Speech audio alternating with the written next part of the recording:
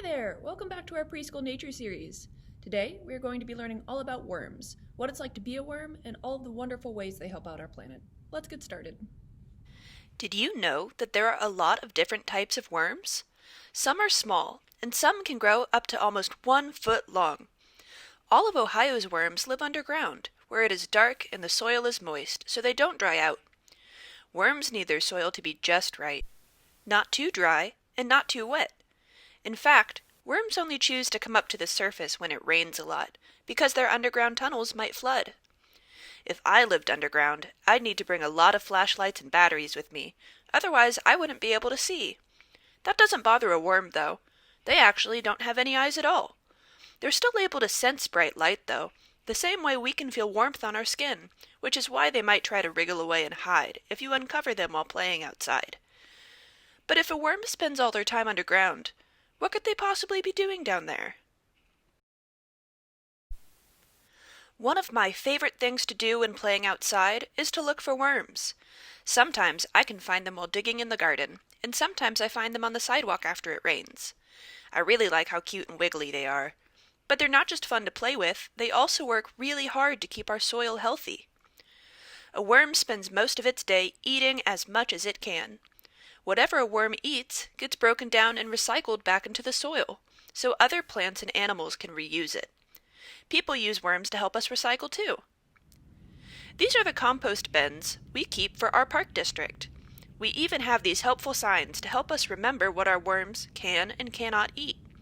They like things like apple cores, leafy greens, and vegetables, but shouldn't eat things like oranges, bread, cheese, or other foods that have already been processed. Of course, their favorite food is pears. Our bins work like this. When worms are used to create compost, it's called vermicompost. In between the layers of the bins are tiny holes, so the worms can move around freely. The top layer is where we put in the food scraps we need our worms' help to recycle. As they break those down into smaller pieces, they fall down to the next layer. As the worms process what they've eaten, it passes through their bodies as castings. Casting is just a fancy word for worm poop, but that's the fertilizer that our soil needs to stay healthy. There will still be bits and pieces that need to be broken down further, and once that's done, the pure castings will fall down to the finished casting layer.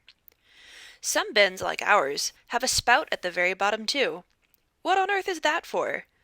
Well, the bottom layer collects all the moisture that came from the food placed all the way back at the top level. This is called leachate, but a lot of people call it worm tea. It's not the sort of tea you want to drink, but the liquid produced by vermicompost is packed full of nutrients and minerals. Adding this back to the soil helps it out just as much as castings do. Farmers and gardeners use worms to help keep their soil healthy too, but that usually takes a lot more space. And a lot more worms. It's a great way to turn leftover plant scraps and extra crops into something amazing that helps them more in the future. Recycling this way means we can turn waste into fertilizer and grow even more food. Now that we've learned a little bit about how helpful and special worms are, let's check out the crafts that we'll be doing.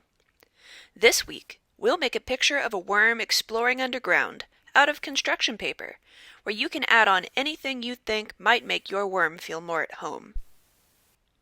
Next up, we'll use a paper plate and some yarn to help this worm explore a paper plate apple.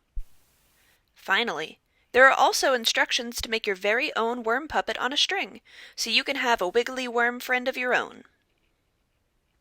Alright guys, well, that wraps up this week's video. We'd love to see the worms you create. Once you're all done, you can send us pictures of all your hard work if you want. Thank you so much for joining us, and we hope to see you again next time for the Preschool Nature series. Bye!